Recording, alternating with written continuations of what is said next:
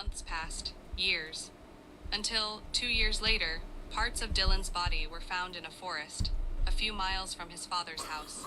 His skull fractured, bones The scattered. pictures are diabolical. Investigators discovered that Dylan had found embarrassing photos of his father and confronted him shortly before his death. The truth is, that conversation may have been the reason for the tragedy. In 2021, almost 9 years later, Mark Redwine was convicted of killing his own son. A father who chose silence over shame. Dude, he was eating shit, literally. That's crazy. Oh, sorry, I'm live. Hold on. What's up, Twitch?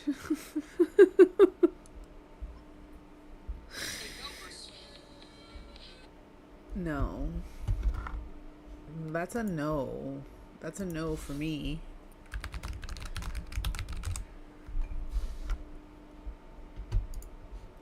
You've come to the most dangerous planet to hunt an apex predator.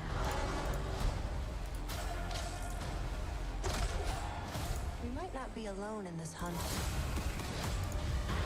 Predator Badlands. Imperials November 7th. That guys do when they don't. What are you talking about, bro? If Star Trek is the optimistic dream of what humanity could become, The Outer Worlds 2 is the nihilistic nightmare of what it probably will be. Thankfully, both make for highly entertaining material to explore, and this second run through Obsidian's corporate dystopia is a significant step up from the original, with a story that's more grounded and interesting, significantly more competent combat, and an irresistible RPG grind. I had a blast putting my fist through the Kafkaesque final frontier alongside a cast of memorable companions. Thus concludes a thoroughly distasteful business. Even when a weak first act and some truly terrible enemy variety made the going less exciting. Across the more than 65 hours my completionist playthrough took, I fought with myself over moral dilemmas, giggled at absurd world building, and brought several would-be dictators to their knees. That's exactly what the for-profit Space Doctor ordered. The Earth Directorate is here to fight for the rights of all colonists. The Outer Worlds 2 is a good old-fashioned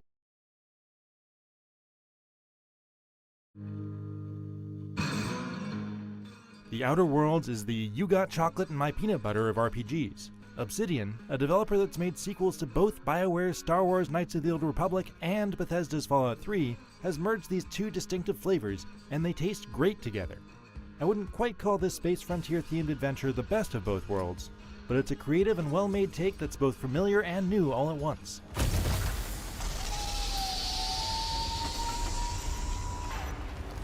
Ah, you've landed good.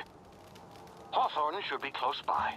The Outer Worlds takes place in a fleshed-out solar system ruled by corporate feudalism and full of dark humor. I'd shake your hand, but I've been hauling corpses. Everywhere you look, there's a satirical slogan or mascot, and it's not the best choice, it's Spacer's choice. a worker being treated as hilariously disposable, and oppressive policies keeping everyone in line.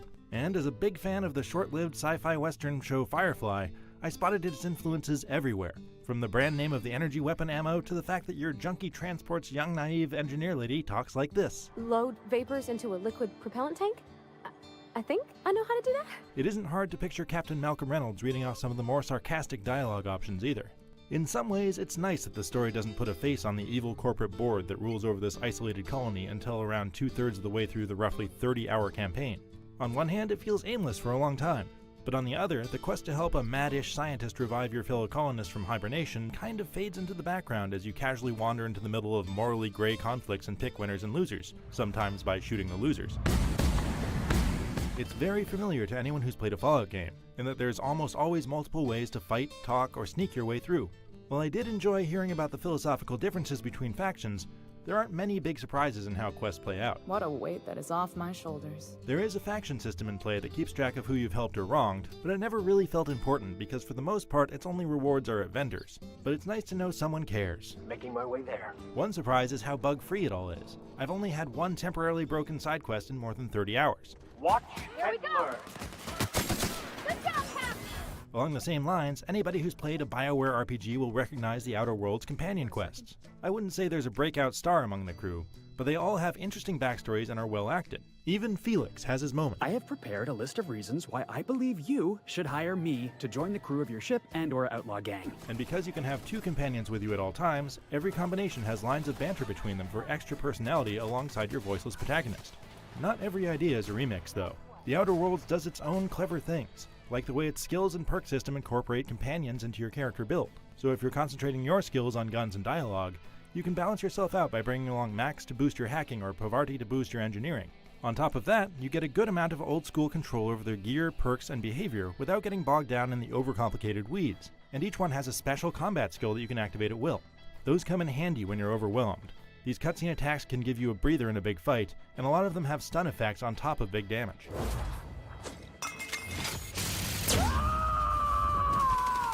The first-person only combat is definitely more on the Fallout side of the spectrum, but it distinguishes itself with a faster pace and more emphasis on precision aim. Where Fallout's VATS does the work of targeting an enemy's weak points for you, the Outer Worlds' limited slow motion ability rewards good aim with specific debuffs like blindness or crippling limbs. Let's take him down!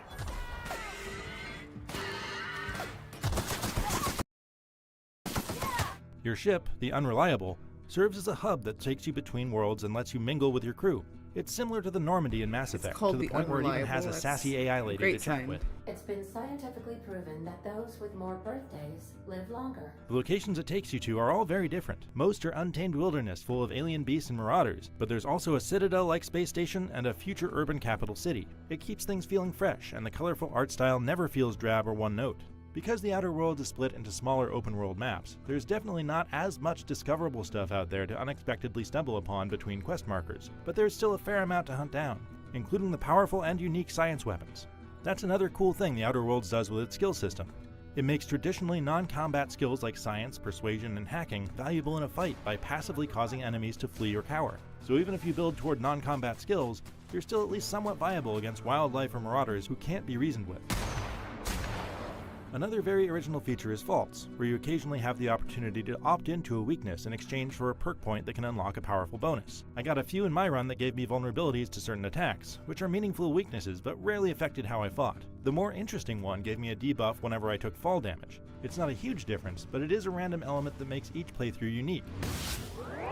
Meanwhile, the loot and weapon modding system lets you spend cash to level up a favorite gun to keep pace with your progress, and change the damage type to specialize when going up against a group of different enemies. There's a lot of it, but inventory management was never too much of a hassle, and you can always break stuff down instead of dropping it so it doesn't feel like a waste. With the Outer Worlds, Obsidian has found its own path in the space between Bethesda and BioWare, and it's a great one. And considering that new RPGs from either of those influential developers are still years away, this game couldn't have been timed any better. It's not as explorable as one big open world, but it still packs in a large portion of flexible quests and conflicts within its series of smaller ones. And the combat, character, and companion systems have enough new spins on existing ideas to make it feel like an homage with its own personality rather than a copy.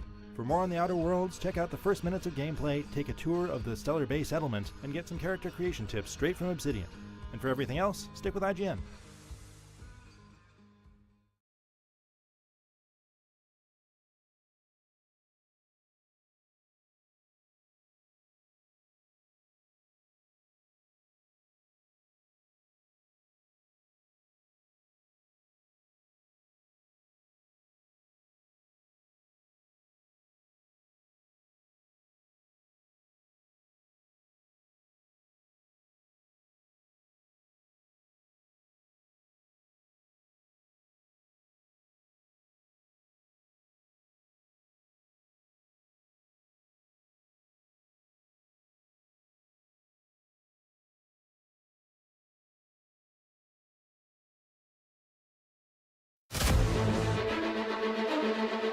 Resident Evil games have earned their crown as the king of survival horror.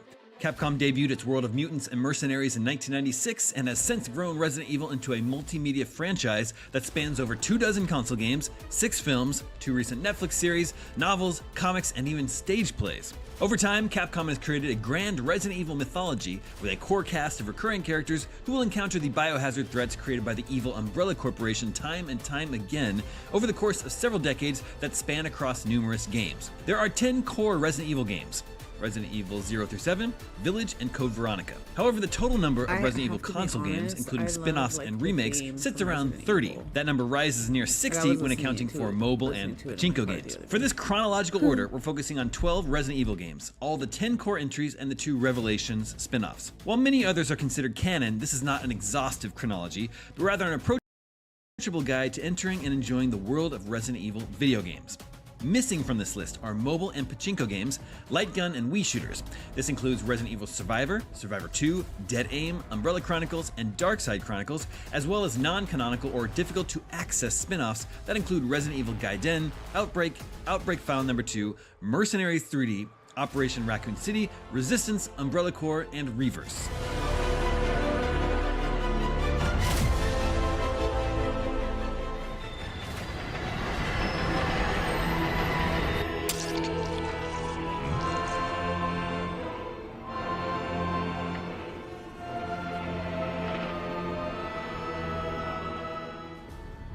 Resident Evil 0 is the 5th game released in the series, but the first game to take place chronologically. It's set just before the events of the first Resident Evil, with Special Tactics and Rescue Service, or STARS, medic Rebecca Chambers, and former Marine Billy Cohen.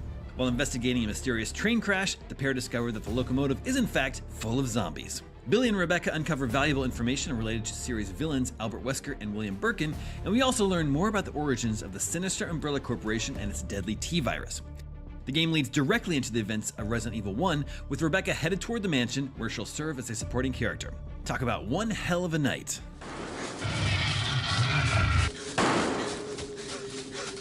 Jill, run for that house! The first Resident Evil came to PlayStation in 1996, though for those coming to the franchise in 2023, you'll want to play the 2002 remake or its more recent HD remaster, as it improves gameplay and expands on the story.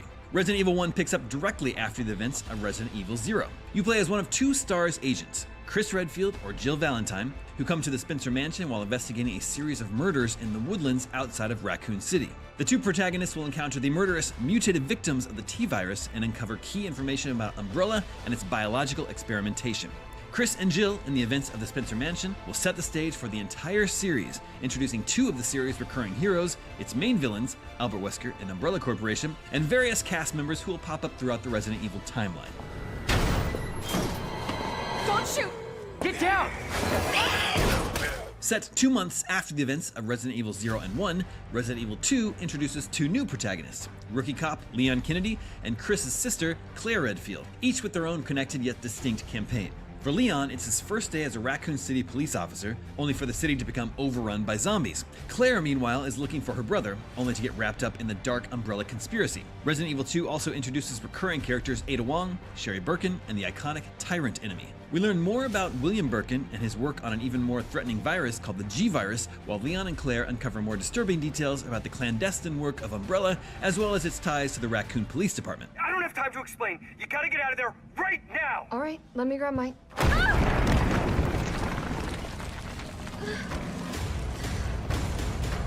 The chronology gets dicey with Resident Evil 3, but for the sake of simplicity, we recommend playing it after Resident Evil 2. The first part of Resident Evil 3 takes place before the events of Resident Evil 2, but the second part takes place after. You could play halfway through 3, pause, play through 2, then return for the second half of 3. However, playing Resident Evil 3 after 2 won't detract from the experience or your understanding of the story. We chose to place it 4th on this list, seeing as its conclusion progresses the overall narrative beyond Resident Evil 2. You begin Resident Evil 3 as Jill Valentine, still coping with her experience from Resident Evil 1 and ready to leave Raccoon City behind for good. Resident Evil 3 ends the Raccoon City saga as the city ends up getting blown up at the end to try and contain the zombie outbreak. Her name is Claire Redfield. We caught her trespassing in our Paris lab facility 10 days ago. She apparently infiltrated the complex looking for her lost brother, Chris Redfield. Resident Evil Code Veronica advances the timeline by a couple of months and sees Claire Redfield continue the search for her brother, Chris, that began in Resident Evil 2. This time, Claire's search takes her to an Umbrella facility in France, where she escapes captivity alongside an inmate, Steve Burnside, and the pair follow Umbrella's trail to the southernmost region of Earth, Antarctica. Chris Redfield, one of the protagonists from the original game, returns as a second playable character in Code Veronica as the siblings finally reunite at the edge of the world. But the reunion includes another familiar face as well, Albert Wesker. You are a long way from home, cowboy. You have my sympathies. Guess that's a local's way of breaking the ice. Anyway, you know what this is all about. My assignment is to search for the president's missing daughter. What? Resident Evil 4, arguably the series' most beloved entry, puts players back in the shoes of Leon Kennedy 6 years after his escape from Raccoon City in Resident Evil 2. Leon, now a Secret Service agent for the United States government, travels to a rural village in Spain on a mission to rescue the president's kidnapped daughter. There, Leon encounters a cult experimenting with a mind-controlling parasite. Of course, this being a Resident Evil game, Albert Wesker is revealed to be the true puppet master of the events unfolding in this quiet part of Europe, this time aided by Leon's old friend, Ada Wong. It's been 94 minutes since Chris and Jessica dropped off the radar. But the interpolation from their last known coordinates puts them right here on this ship. Resident Evil Revelations is set between the events of Resident Evil 4 and 5 and explores another consequence of Umbrella's bioweapon development. Revelations introduces players to a new organization, the Bioterrorism Security Assessment Alliance, BSAA, which becomes a key agency in the next mainline Resident Evil game. Jill Valentine and Chris Redfield are now BSAA agents, with Jill serving as the game's primary protagonist. The duo head to the Mediterranean to combat the use of T-Abyss, a new variant of the T-virus.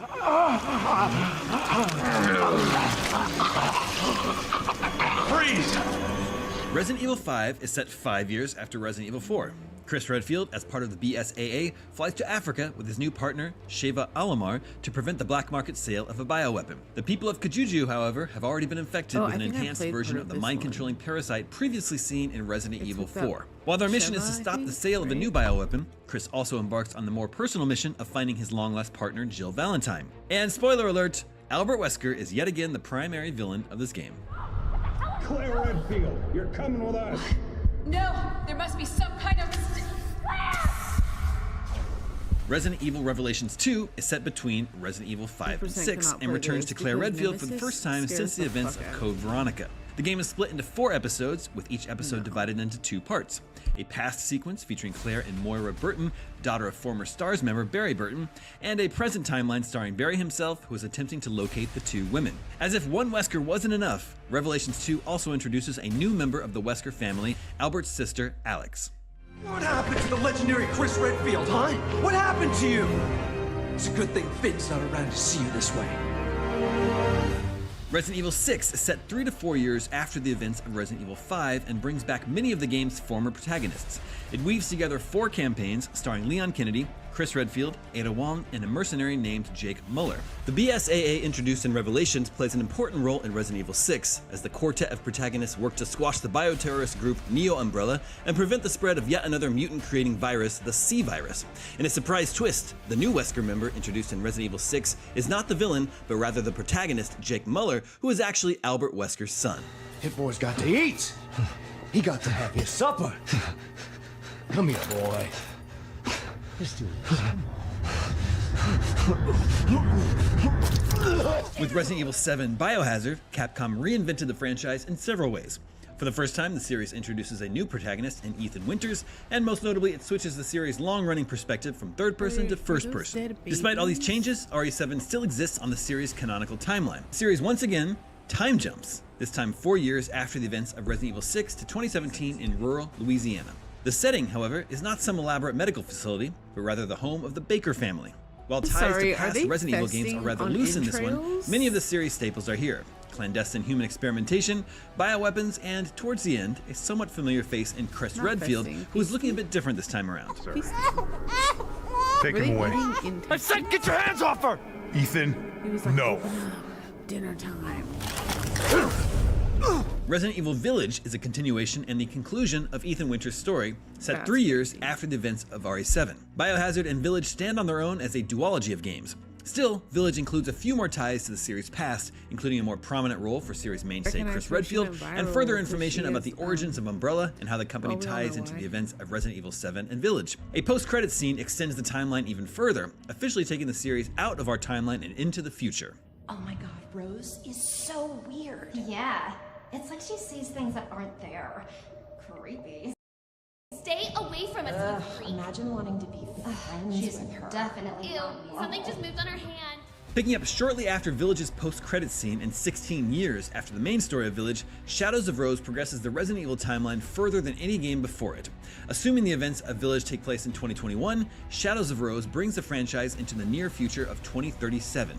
The 3 to 4 hour DLC stars Ethan's daughter Rose, who attempts to rid herself of the unwanted powers inherited from her father. Oh my god. Is this what normal feels like? That is the timeline of all the main Resident Evil games released so far. Be sure to check out IGN's review of the Resident Evil 4 remake, and for more zombie apocalypse goodness, keep it spooky right here on IGN.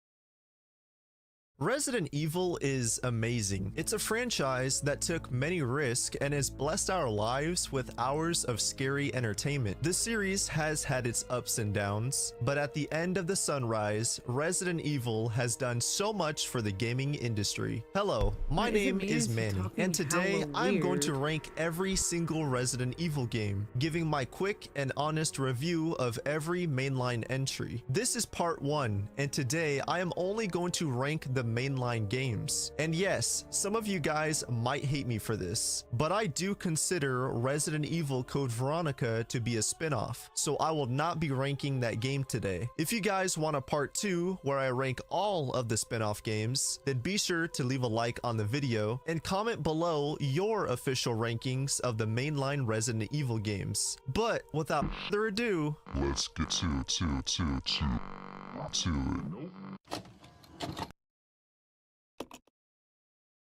Resident Evil 0. Oh boy, Resident Evil 0. Don't get me wrong, you know, I think it's a decent game, but the game definitely has a good amount of flaws. For me, the biggest thing is they took away item boxes, and I remember just in that game dropping so many items and then having to backtrack and then go back and then re-pick up those items. It was extremely tedious, and also, like I said, having no item boxes, I mean, come on man, that's a staple in the Resident Evil franchise. The gameplay was pretty good. It played just like the Resident Evil. I'm sorry, this review is not doing it for me already. Like, no offense. I'm sure maybe it picks up later, but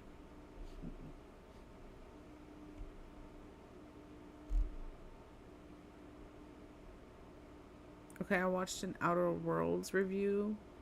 I mean, not review, like an Outer Worlds synopsis.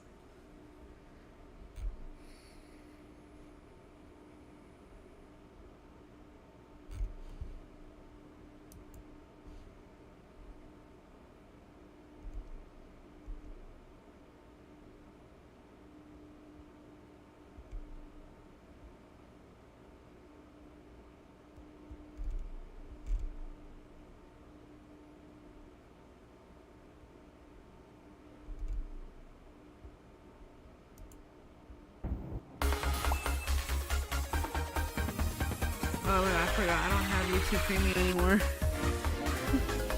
Brophy.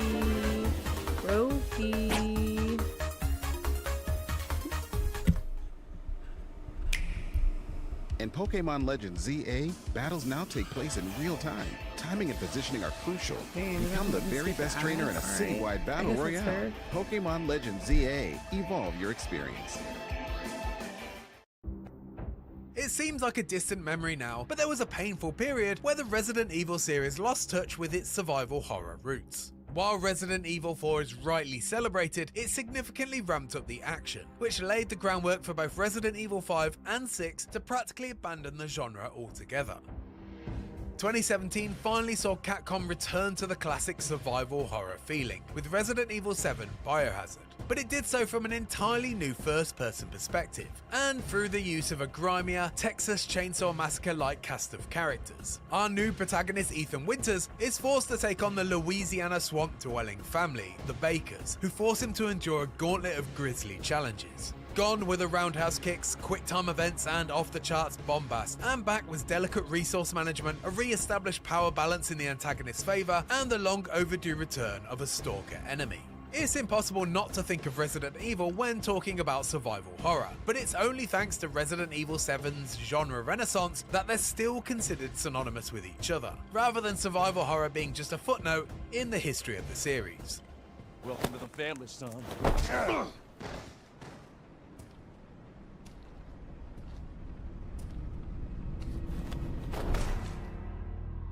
Often the best survival horror tropes are reflections of the movies that inspired them, and there's no better illustration of this than 2013's Outlast, a first-person descent into a remote psychiatric hospital that took the found footage movie genre and expertly turned it into a 5-hour interactive nightmare.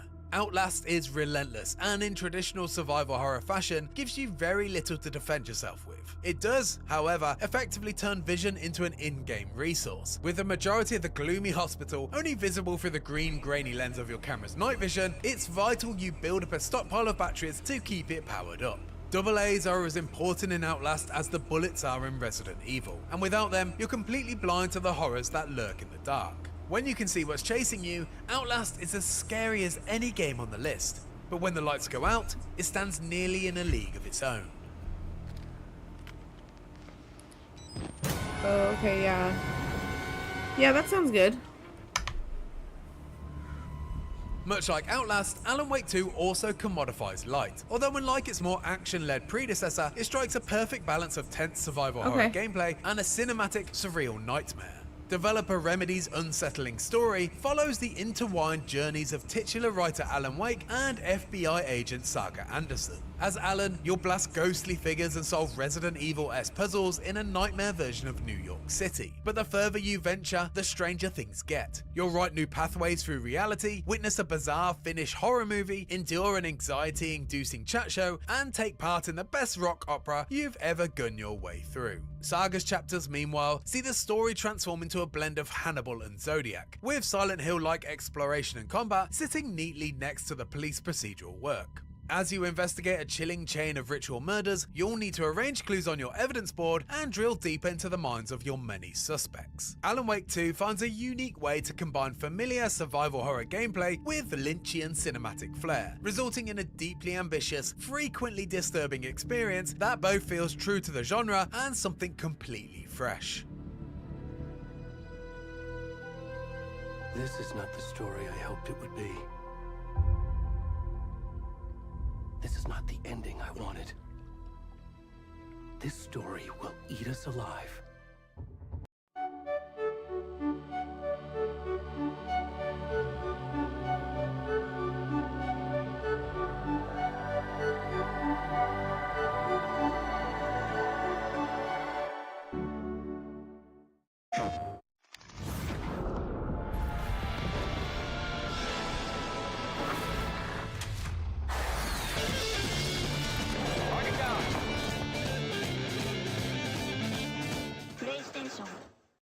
Thanks to its gameplay innovations that helped course correct and spur a rebirth of a genre that had drifted too far into the action game territory, almost all modern survival horror games are indebted to Amnesia: The Dark Descent, at least to some degree. In Frictional Games' landmark 2010 first-person horror, you play as Daniel, who wakes up alone in the dark castle of Brennenburg, with no memory of how he got there. As you explore, you'll learn of a shadow that's stalking you, and encounter other creatures that will give chase if they spot you. Armed with nothing but a lantern, your only form of defense is to run and hide, often in the dark.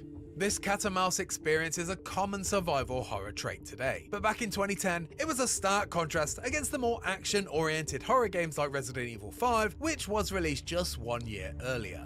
Amnesia: The Dark Descent isn't just a game of hide and seek though, it has extra wrinkles. One that forces you to always be on the move. Stay in the dark too long and you'll gradually lose your mind. And this forces you into maintaining a delicate balancing act, avoiding the darkness that's driving you insane, but frequently using it to hide from your pursuer. Amnesia's multiple sequels all build upon the Dark Descent's mechanics in smart ways, but perhaps more importantly to its legacy is how other developers took notice, with Resident Evil 7's decision to switch to first-person perspective owing a lot to Amnesia's success. The Dark Descent still holds up today, and its influence runs deep, paving the way for the first-person playstyle to receive equal attention next to the genre's traditional third-person camera.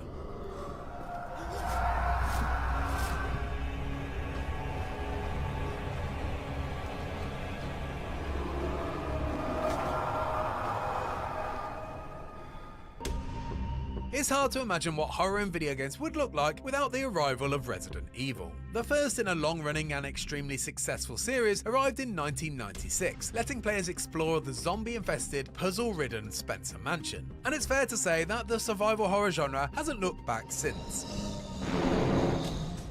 Although primitive by today's standards, Resident Evil set the mold for everything that followed. The isolation, the limited resources, the relentless sense of dread, and the jump scares. Resident Evil pioneered the way for the genre, and without it, modern survival horror simply wouldn't exist. Yes, Sweet Home outlined the blueprint, but Resident Evil masterfully executed the ideas and propelled survival horror to the masses. Of course, the formula has since been regularly improved upon, and many of those games are featured in this list, but every entry in Capcom's enduring series owes a debt to the first. Resident Evil is arguably weaker than most of its sequels, and even its own remake, but none of them would have existed without the progenitor, and its importance to the genre and this list is unquestionable. Jill, run for that house!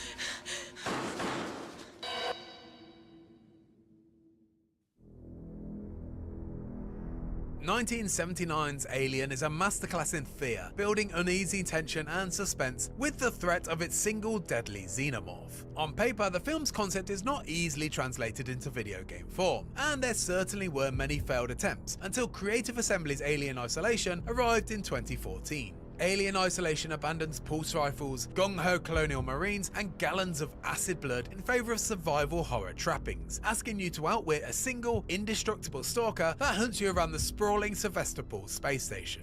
Powered by sophisticated artificial intelligence, the xenomorph in Alien Isolation lives up to its silver screen relative, accurately creating a terrifying gameplay experience based on everything we saw in Ridley Scott's classic. The beast quite literally has a mind of its own, capable of learning your tactics and finding new ways to hunt you.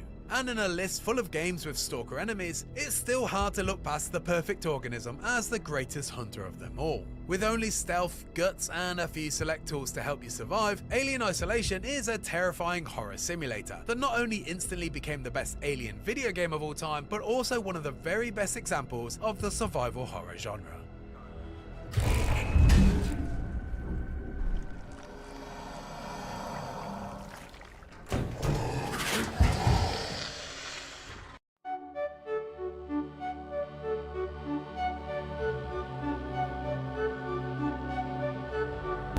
Here's my thing, chat.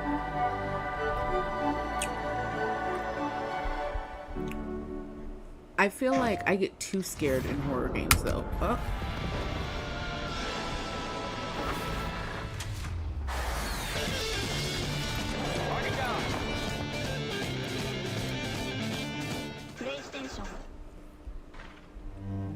Silent Hill 2 is an increasingly disturbing psychological journey into the repressed thoughts of its unassuming protagonist and the tortured souls he meets along the way. Emotional tragedy, guilt, anger, abuse, and the horrible ways the resulting trauma manifests are handled with grace and maturity rarely seen in the genre. Silent Hill 2 is everything a good survival horror game should be, perfectly balancing a relentless tone of hopelessness with just enough to keep you in the fight. James is a tortured soul, but one driven by the desire I'll scream in the mic. I'll piss people off, how dude. I'll piss unlikely people off if I success stream horror seems. games. And dude. although this isn't the first Silent Hill on the list, it's unquestionably the best.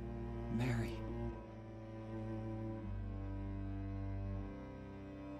Did you really die 3 years ago? The original Silent Hill 2, developed by Konami's Team Silent back in the dawn of the millennium, is perhaps the bleakest, most somber game ever made. 23 years later, Bloober Team successfully recreated its miserable magic, crafting a remake that is a deeply effective descent into a genuinely uncomfortable terror. No, that guy's creepy. What was his name? Pyramid Head or whatever?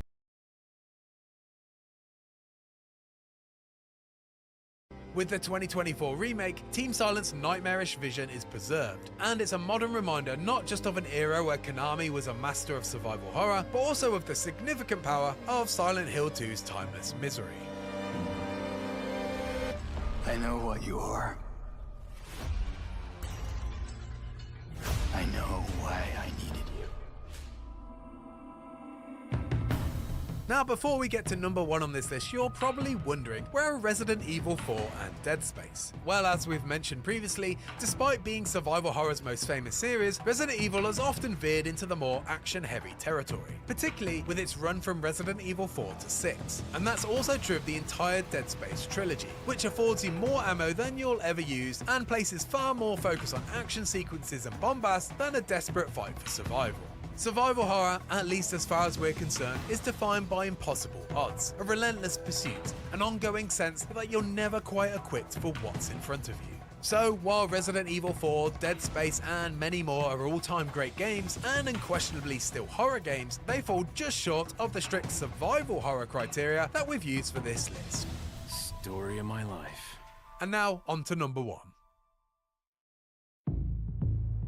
When you think of survival horror, you think of Resident Evil. And although there are many contenders for the best entry in the series, our vote emphatically goes to the 2019 remake of Resident Evil 2. The original Resident Evil 2 took everything successful about the survival horror formula that was established by the first game and refined it. The locations were creepier, the enemies were more menacing, this was the introduction of the infamous Licker and Mr. X, the stalker enemy that set the bar for the genre, and the scares were bigger and badder. The adventures of Leon and Claire in Raccoon City not only became a benchmark for Resident Evil, but for the genre as a whole. And in every way that 1998's Resident Evil 2 improved on its predecessor, the 2019 remake replicated in kind, becoming not only a prime example of how to take an older game and reanimate it for a new generation of players, but also how the original rules of survival horror still stand strong to this day. Resident Evil 2 is everything that you want survival horror to be. A game of carefully balancing your resources while always feeling like you don't have quite enough, enduring relentless pursuits through maze-like environments, obtuse puzzles to solve, and a constant state of unease that makes it feel like you won't quite survive through the whole ordeal. Resident Evil 2 influenced not one, but 2 generations of survival horror, and despite being often imitated, it's rarely equaled. In our eyes, Resident Evil 2 is not only the very best of survival horror's most famous series, but it also sits on top of the genre itself. So, is it over? I don't know. But if it's not, we'll stop it. Whatever it takes. If you like that video and are eager for more survival horror, why not check out our Art of the Level on Resident Evil 2, discussing how Capcom perfected the RPD police station twice. And for everything else survival horror, be sure to stick with IGN. Won't quite survive through the whole ordeal. No, Resident Evil 2 influenced not one, but 2 generations of survival horror, and despite being often imitated, it's rarely equaled. In our eyes, Resident Evil 2 is not only the very best of survival horror's most famous series, but it also sits on top of the genre itself. I can't handle that, dude. I can't handle it. Should we play it? I don't know. Do I have it? But if it's not, I don't think I have the whatever it remake. takes. If you like that video and are eager for more survival horror, why not check out our Art of the Level on Resident Evil 2, discussing how Capcom perfected the RPD police station twice. And for everything else survival horror, be sure to stick with IGN. I don't think this is the new one.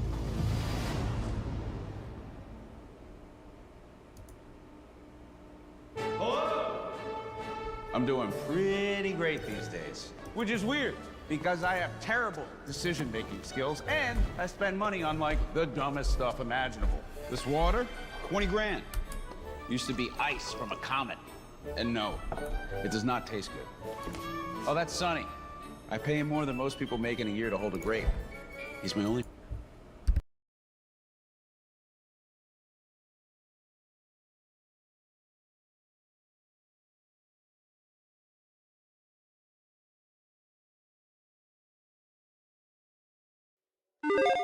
I don't think I'm going out on a limb here by saying that 2025 has been a pretty good year for games.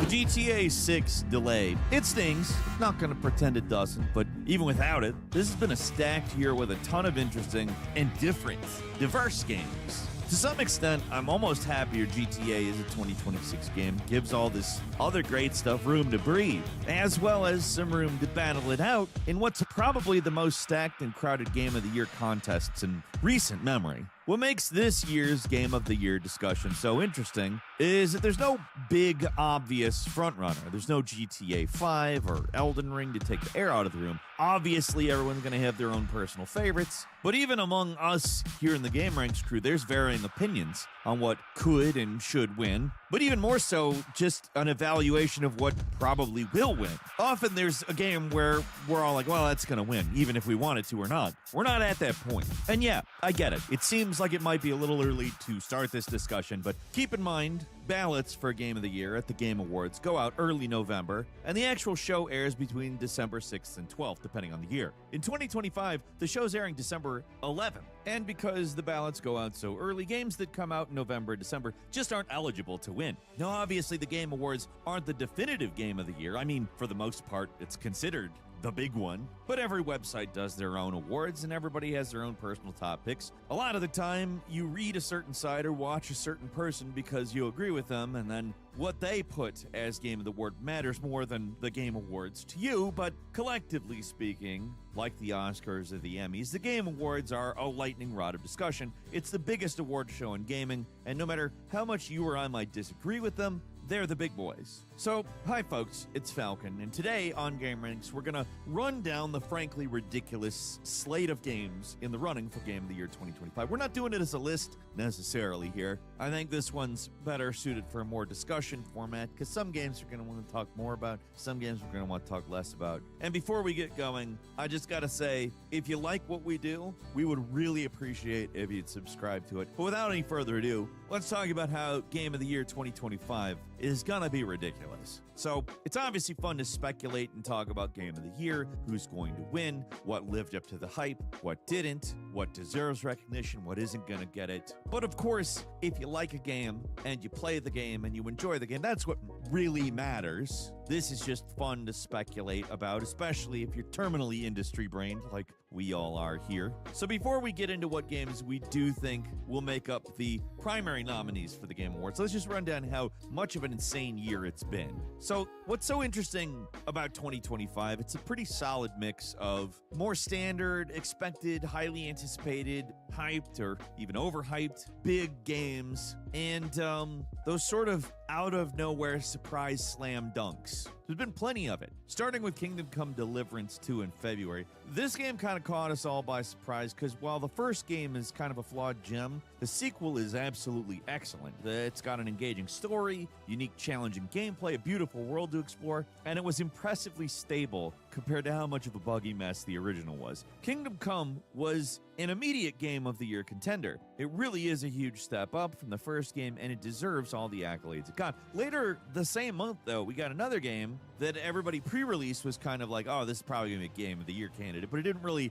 fully live up to the hype. That is, of course, Monster Hunter Wilds. Now, we can all have our different opinions on Monster Hunter Wilds. I actually think it's a logical step. It's quite a good game. It's basically what I want. A lot of people thought it's not as good as Monster Hunter World, but there's reasons why a more streamlined experience works better for certain people, and there's reasons why it doesn't. And no judgment, whichever side of the line you are on that. I think we all know it's not really in the running now. There's also some pretty bad performance issues with it that I'm just going to say are a serious mark against that game. But one of the prevailing conversations this year has been difficulty. Like, the majority of the biggest, most talked about games this year are uniquely demanding challenges. Kingdom Come goes a more simulation route with its difficulty, puts a lot of pressure on new players in a way a lot of open world RPGs like that don't. As the player gains skills and learns how the game works, it becomes less difficult, but it takes perseverance to get to that point. On the flip side, a lot of the complaints about Monster Hunter Wilds is that they made it too easy. People say it removed a lot of the challenge that makes those games so interesting, and that left people disappointed. I'm not sure that's really what it is, but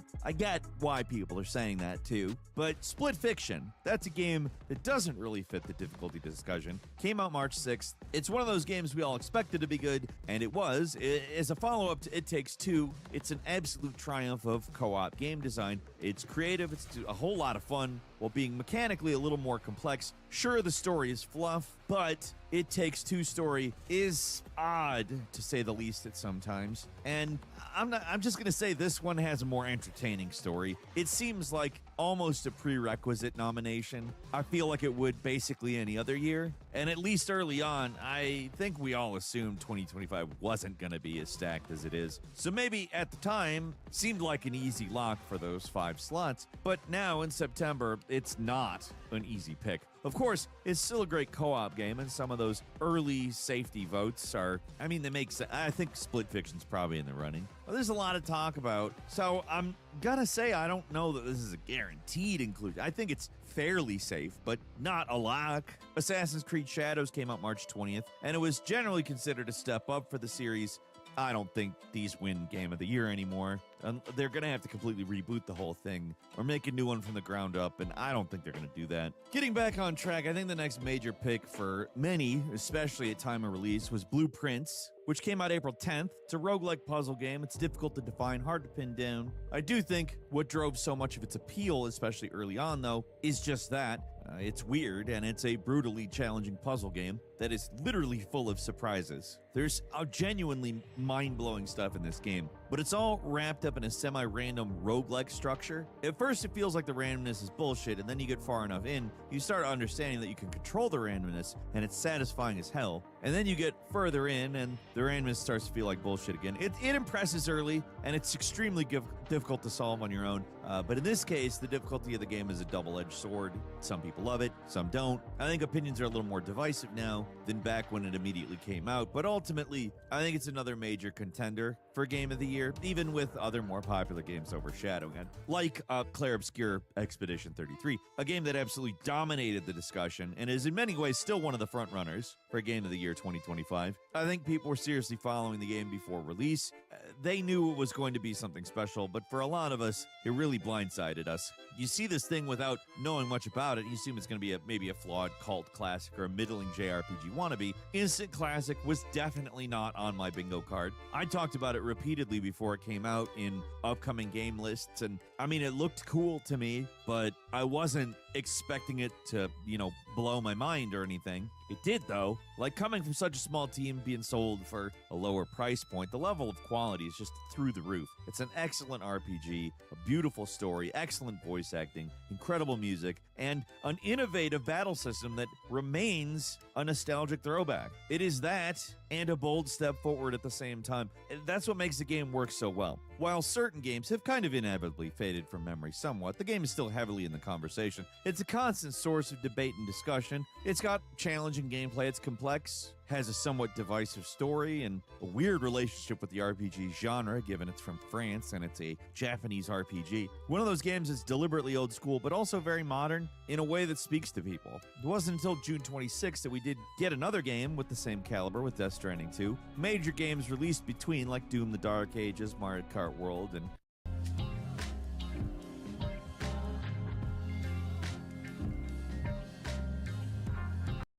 the Game of the Year in our hearts, the masterpiece that was Mind's Eye. But none of those games fit the Game of the Year mold that everybody's expecting. Death Stranding 2 does. It's a massive game with tons of story full of Hollywood celebrities and cutting-edge technology made by Jeff Keighley's best friend, Hideo Kojima. And there's a doll that's a man, and his name is Dollman. Dollman. It's the type of thing that the Game Awards was made for. It's got everything an award show would want, and while it's in many ways a highlight reel of Kojima's career, it's still a fantastic game that irons out some of the flaws of the original, which maybe for some people makes it less of a unique experience compared to the first, but it's so much fun. It's weird and dark and goofy and slow and meditative sometimes, and a full-on action-packed thrill ride others. It's got everything. If you're on board with Kojima weirdness, which he leans into this time around, both in seriously dark content and fourth wall breaking absurdity, I mean, it might be the best all-around game from Kojima, not necessarily the best of his games, but the best all-around of his games. But a game I don't think a lot of people were expecting us to talk about was Donkey Kong Bonanza, which came out in mid-July. Looked too many okay pre-release, nothing to get too hyped over. Want to say, look back at me talking about it, I was like, this is gonna be good. This is gonna be good shit, and it was. Nintendo was really cooking with Mario Odyssey and Red Faction Guerrilla as the ingredients. It was the crossover nobody knew they wanted. It's one of the weirdest, most ambitious Nintendo games yet, and it's an absolutely just a delight from top to bottom. It's a game that's so unusual that it's actually a little off-putting at first. Like, what the hell is this? What am I playing? The more you play it, though, the more it makes sense. And it's hard to believe they were able to make a platform where you can basically destroy everything, and the game just works. The ambition is off the charts, and it works. Like, it is a fun ride from start to finish, and that entire ending sequence is completely insane. In a year full of some amazingly hype endings, Bonanza might have the hypest. But jumping ahead to September 4th, that's the Megaton Bomb. It is known as Hollow Knight Silksong. It was a meme because it took so long to come out. Most wishlisted game on Steam for many years. It was inevitable that this thing was at least going to be in Game of the Year discussion for whatever year it actually came out on, as long as it, was good. And while Monster Hunter Wilds got decried for being too easy, Silksong has actually had some controversy for being too hard. I think the difficulty of this one caught people by surprise. When it comes to difficult games, you never really know where the pendulum's going to swing in terms of overall opinion, but yeah, some extremely challenging games got universal praise like Elden Ring, and sometimes difficulty generates a lot of criticism like Shadow the Erdtree. Opinions about Silksong are pretty hot right now. There's a lot of back and forth in regards to difficulty, at least within its fan community. I think the gaming press opinions are a lot more generally positive. Back when we gave our first impressions, we weren't completely sure which way to lean on it, but having been able to fully finish it, I was crazy positive about the game, even though I was kind of not sure whether to say it was what it needed to be or not. It's such an excellently designed game. So dense and satisfying. There's so many little details and secrets and surprises. It's a game that's it's so much fun to explore. And there's sometimes it makes you want to pull your hair out, yes, but it ultimately does play fair. It's very challenging, but I never feel like the game made me die. I feel like I died playing the game not good enough. The challenge is crazy, but it is super satisfying to finally finish off some boss you were initially struggling with. Like, just what you're getting here is nuts. For just $20, you get 50 hours of content, and that's not 100%. It's not accessible in the way that the original Hollow Knight is, but man, does it deserve a spot among the Game of the Year contenders. Another game that deserves a spot is actually last year's Indiana Jones The Great Circle. It wasn't eligible last year because it was released in December. I don't think it's going to get the attention it deserves because it came out last year and people aren't going to be thinking about it.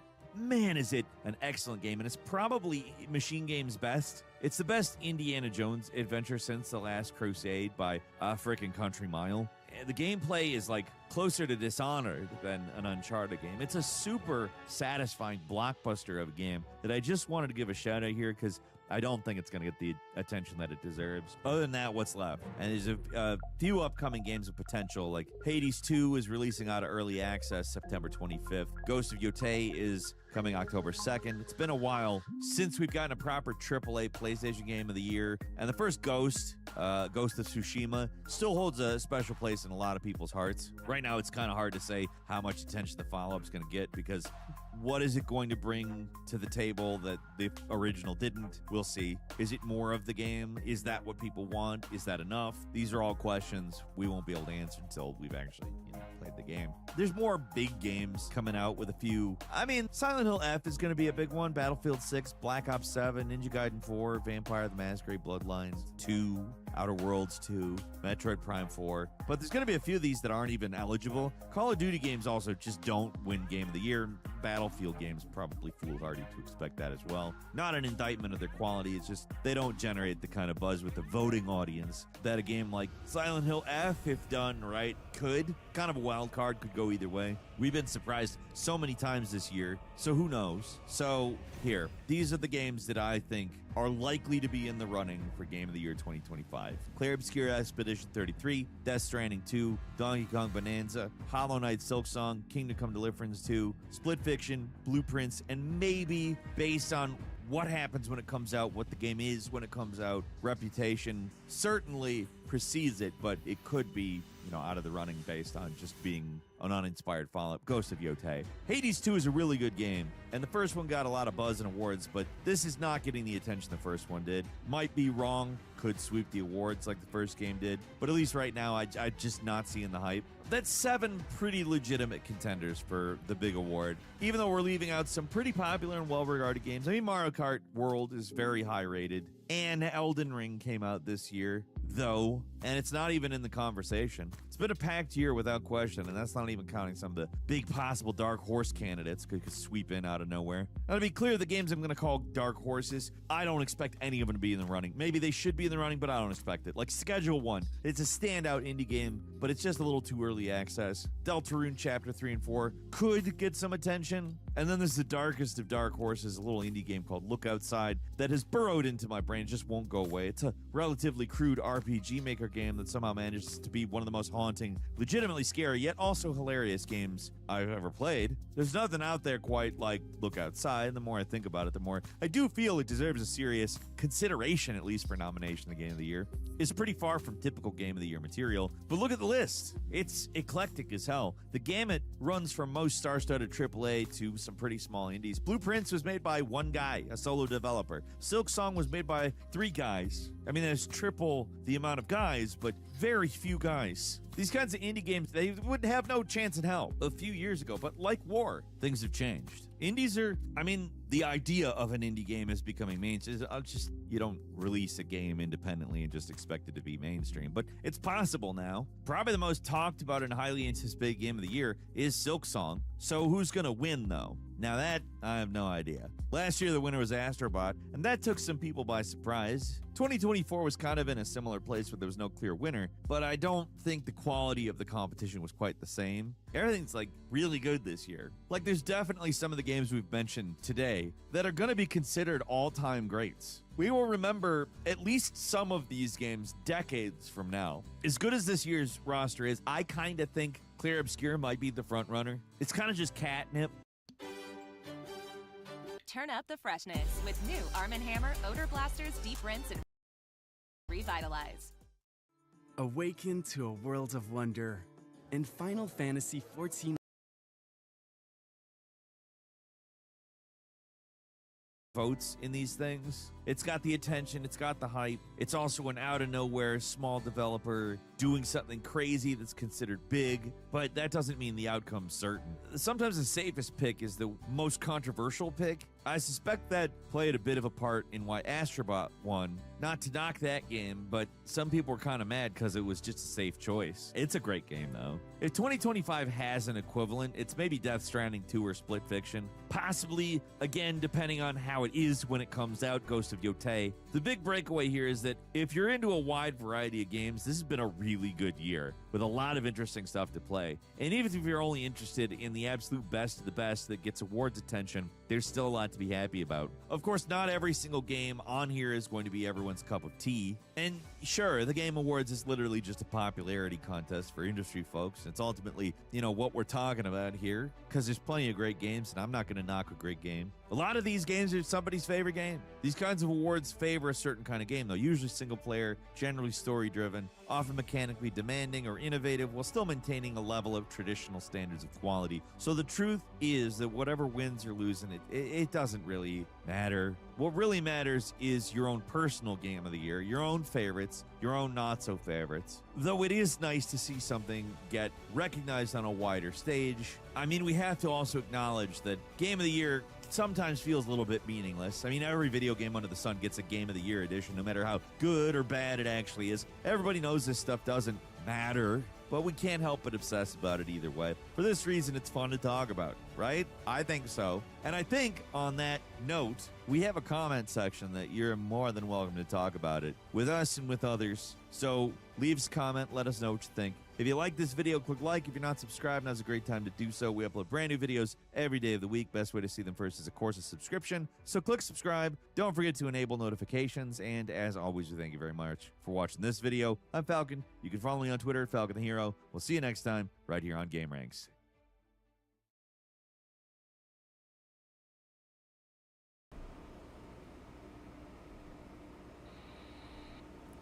Chat, did Twitch put witch hats on my little star emotes? Let's try it. Hold on. Did I just see witch hats on them? Hold on. Oh my god, that's so cute. You stop it right now, Twitch. You stop it right now.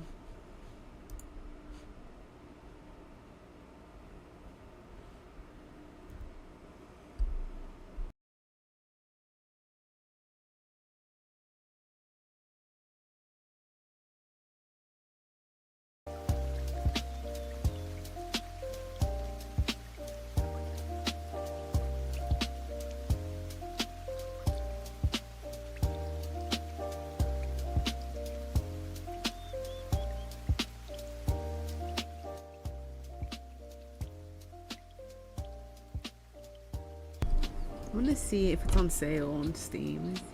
I don't know, I'm curious.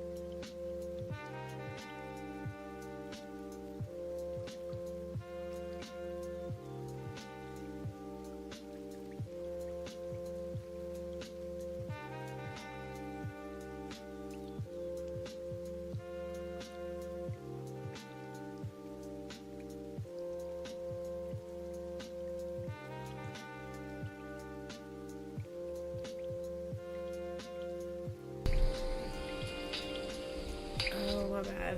Hi, sorry, I didn't know my mic was muted. I also apologize in advance for anything inappropriate that pops up on Steam because they do have like a wide range of games that I'm not looking for, but sometimes they pop up. I don't know what to say about that. How are you? Thank you for jumping in and say hi in the chat. I hope you've been well. And how was your stream the other day?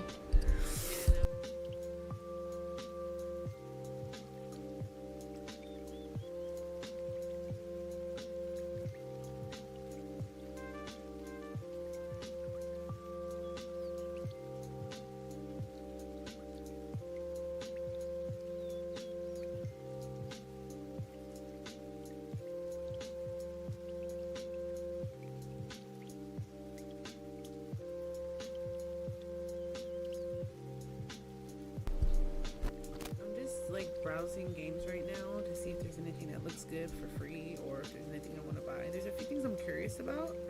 Let me know if you've played any. I'm curious about Battlefield 6. I'm curious about Ghost of Tsushima. I'm curious about Peak. And there's another one I'm curious about.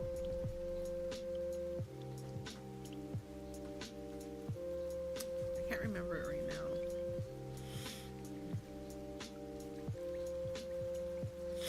Oh, I'm sorry to hear that. That sucks.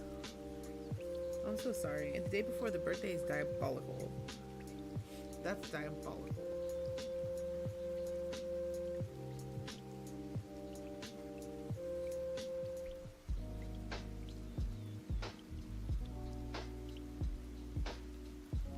What's Naraka? That looks kind of cool.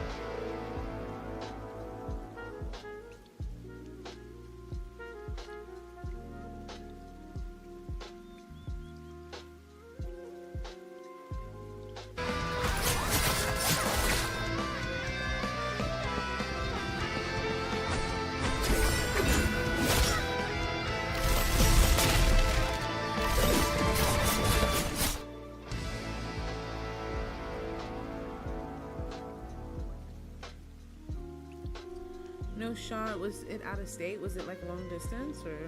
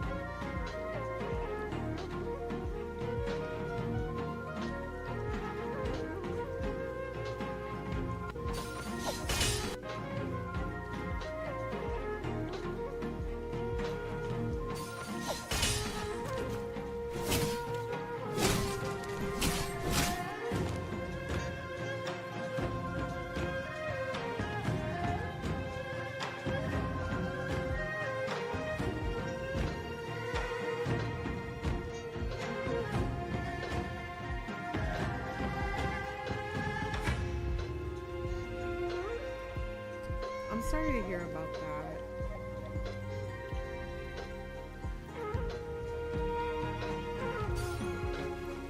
What did you do for today?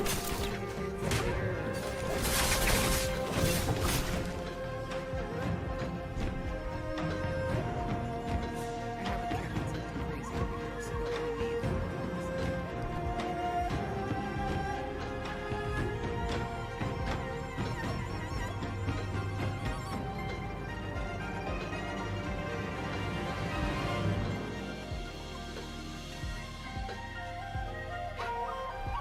Have you played any fun games lately? Whoa, what is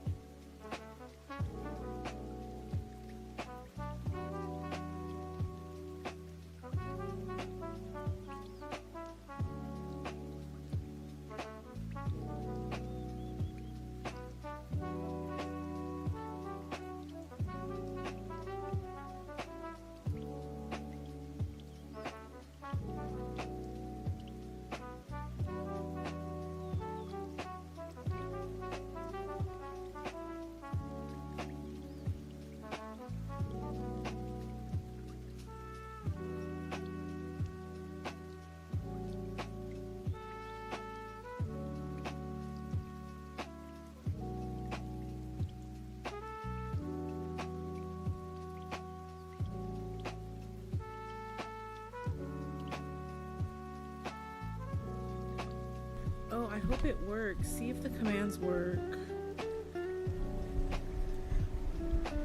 Let me see if it works for you. Wait, let me see if it tells me.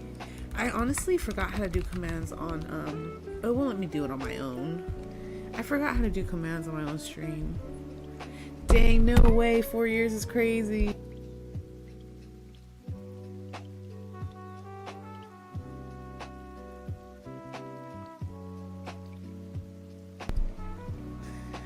Well, thanks for following. All those years ago. I can't believe it's been 4 years already. I'm 4 years older. Are you still on PS5?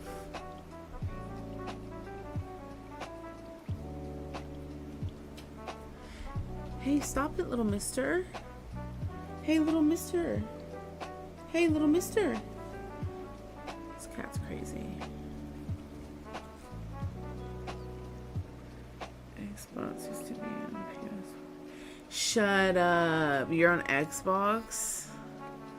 Wait, you were on PlayStation before though, like 4 years ago, right? You're right. It must have not been PS5 yet. I'm getting them mixed up. I get all my console like ages mixed up.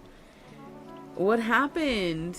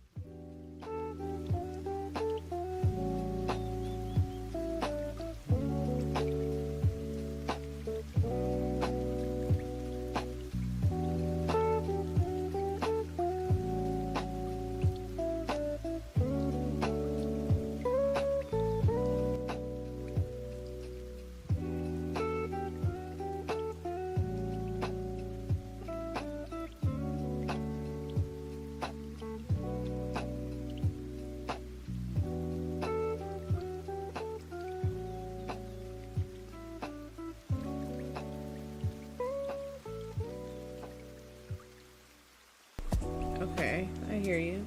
So which Xbox do you have, and like what are you just playing, like the regular games that you played from PS5 on Xbox or PS4 on Xbox, or did you like experiment with Game Pass or anything?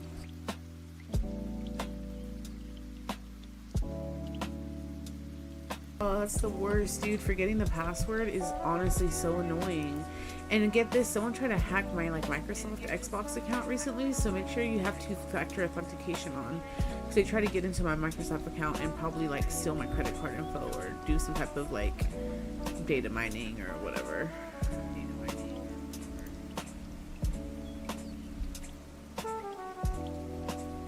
I kind of want to get Power Wash Simulator. Is that absolutely insane?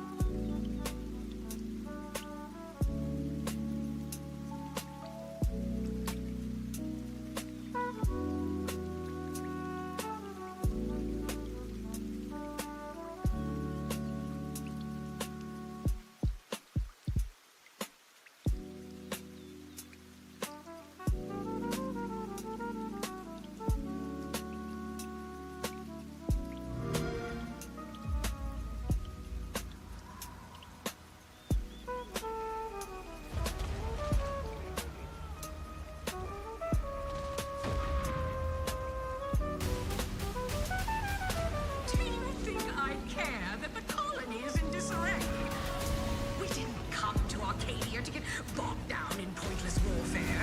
We came to spread freedom and liberate resources for profit.